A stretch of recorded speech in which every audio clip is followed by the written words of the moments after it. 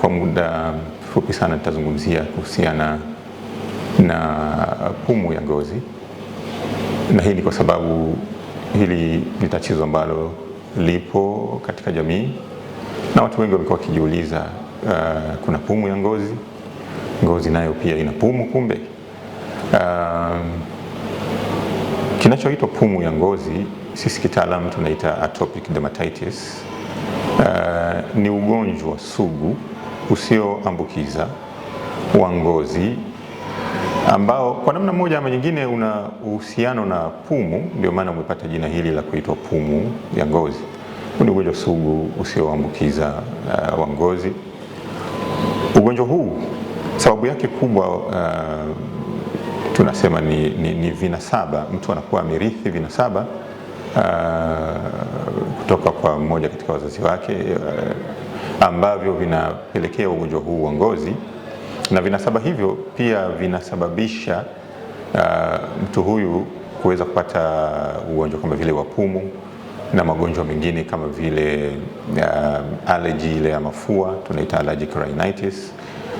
Sasa hivi vitu vitatu vinakwenda pamoja, kwa maana ugonjwa huu wa ngozi, ugonjwa wa pumu pamoja na allergy ya mafua, yani allergic rhinitis, na ndio maana sasa ukapewa jina hilo la ni pumu ya ngozi, kwa maana kwamba ni ugonjwa wa ngozi ambao una uhusiano na pumu, kwa sababu unarithiwa katika vinasaba vile vile vinavyosababisha, ambavyo mtu akiwa navyo vinasababisha ugonjwa wa pumu.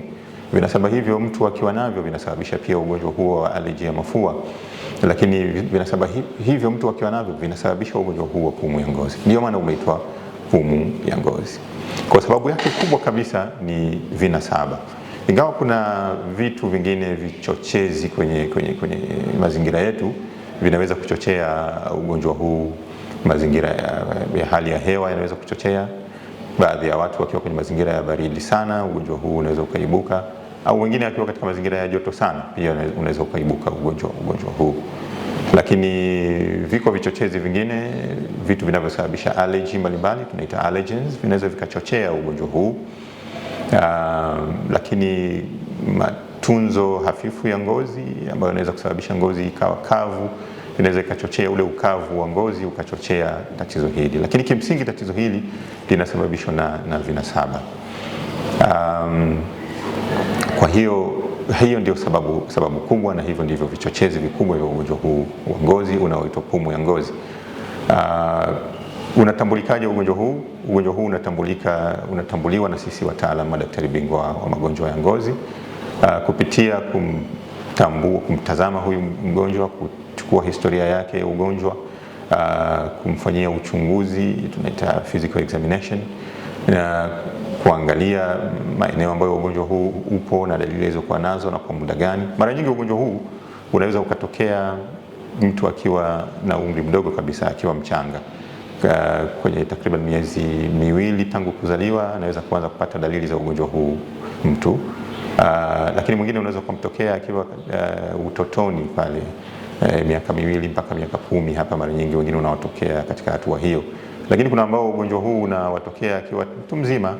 Kwa kuna aina takriban hizo tatu tunasema. Kuna aina ile ya uchanga inaitwa infantile atopic dermatitis, lakini kuna aina ya ugonjwa huu inampata mtu akiwa katika hali ya utoto, tunaita childhood atopic dermatitis, lakini kuna aina ya ugonjwa huu inampata mtu akiwa mtu mzima kabisa, inaitwa adult atopic dermatitis. Mara nyingi mtu anapata akiwa katika hali ya uchanga au katika hali ya utoto, na baadaye inaweza kuendelea kwa kujirudia. Ugonjwa huu una tabia ya kujirudia. Kuanzia mtu anapopata, unaweza ukaacha kidogo kwa muda fulani, dalili zikajirudia tena, baadaye zikaacha tena, zikajirudia tena. Kwa hiyo hii ndiyo tabia ya ugonjwa huu, kujirudia.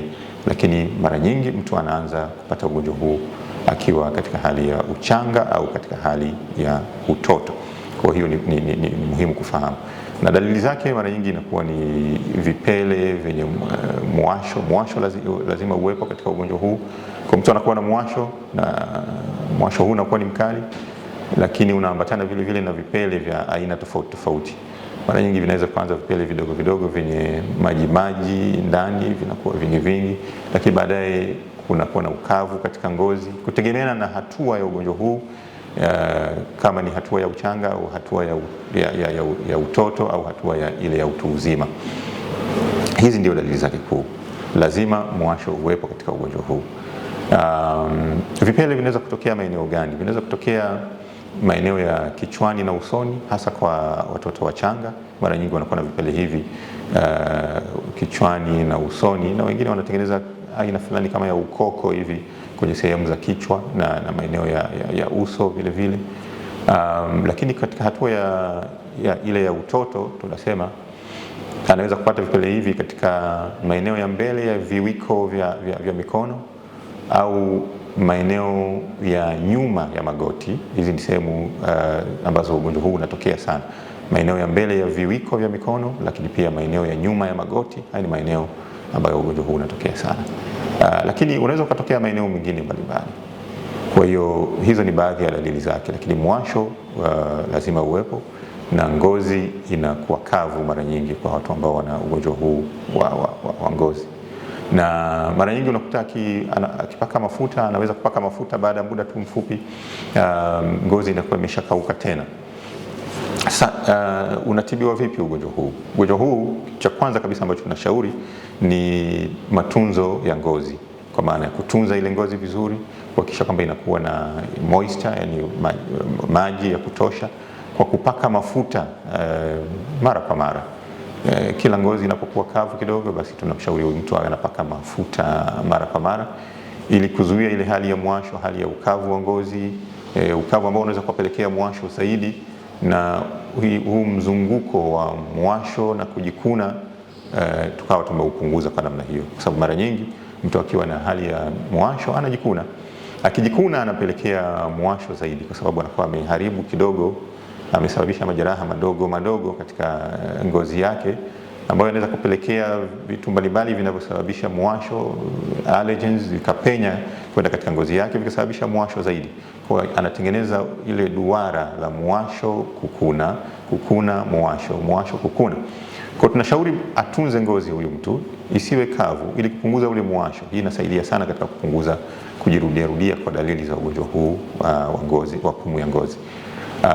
Lakini tunawashauri wale ambao wana dalili hizo basi waje katika hospitali zetu ambazo zina wataalam madaktari bingwa wa ngozi, kama hospitali yetu ya Rufaa ya Kanda Mbeya, ambapo anaweza akapata huduma mbalimbali, kwa pamoja na kupewa dawa kwa ajili ya kutibu zile dalili alizokuwa nazo. Kuna dawa mbalimbali ambazo unazitoa kwa ajili ya kutibu zile dalili mbalimbali alizokuwa nazo. Kama mwasho ni mkali sana, tunampa pia dawa za kuzuia mwasho, lakini kuna dawa za kupaka. Nyingi zinaangukia katika kundi la dawa tunaita corticosteroids, basi tunawapa dawa hizo kwa ajili ya kutibu zile dalili mbalimbali alizokuwa nazo. Bahati nzuri sasa hivi wataalam wapo wa kutosha katika maeneo mbalimbali. Hospitali yetu ya Rufaa ya Kanda Mbeya ina madaktari bingwa wa magonjwa ya ngozi, lakini ziko hospitali nyingine pia ambazo zina madaktari bingwa wa magonjwa ya ngozi.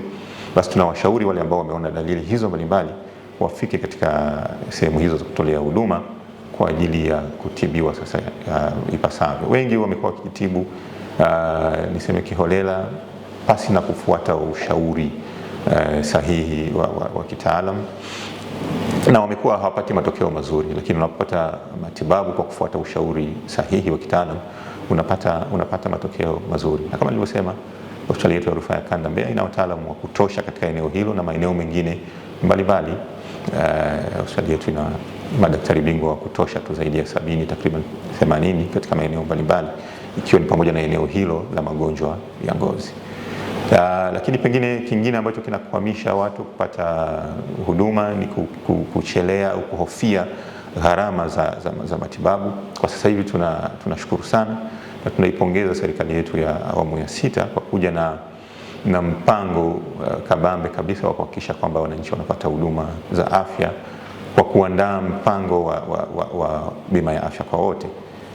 Kwa kweli nikiri kwamba huko nyuma imekuwa ni kikwazo kikubwa sana kwa baadhi ya watu kupata huduma za afya kwa kutokuwa na bima ya afya. Kwa hiyo kitendo cha kutoa fedha kutoka mfukoni kwa ajili ya kugharamia matibabu kwa watu wengi imekuwa ni changamoto, na pengine imewarudisha nyuma katika kupata huduma mbalimbali, ikiwa ni pamoja na huduma hizi za changamoto au matatizo ya ngozi. Lakini kwa sasa kupitia mpango huu wa bima ya afya kwa wote, naamini basi watu wengi zaidi watapata fursa ya kutibiwa magonjwa mbalimbali. Kwa hiyo wale ambao wana changamoto hizi za matatizo ya ngozi wafike katika vituo vya kutolea huduma za afya ili kuweza kupata huduma hizo. Asante sana.